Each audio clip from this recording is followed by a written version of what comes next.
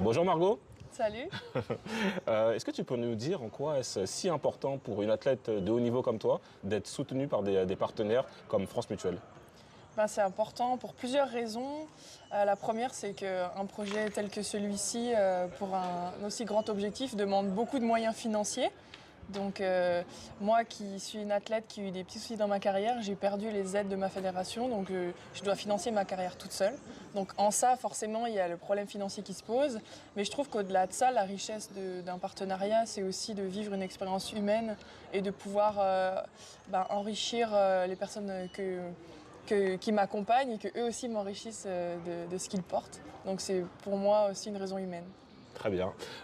Tout autre sujet, mais bon, qui va également ensemble. On voit que tu es très active sur les réseaux sociaux. En quoi tu utilises et comment surtout tu utilises ces plateformes aujourd'hui avec l'objectif que tu as? Alors moi je suis plutôt sur Instagram et un petit peu sur LinkedIn.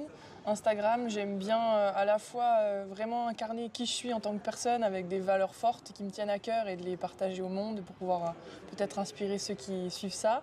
Et puis forcément essayer de faire vraiment suivre et découvrir toute mon aventure aux personnes qui suivent un athlète de haut niveau pour qu'ils se rendent compte un petit peu ce qu'il y a dans les vestiaires en fait, qu'est-ce qui se passe dans les vestiaires. Et LinkedIn, je vais plutôt parler de sujets qui sont importants pour moi, de l'ordre des challenges que je vais peut-être vivre dans ma préparation, qu'est-ce que ça m'apprend et comment ça peut être enrichissant pour moi et pour les personnes qui m'entourent. Très bien. Et on se pose tous la question de l'après. Est-ce que tu as prévu une reconversion professionnelle? Et si oui, laquelle?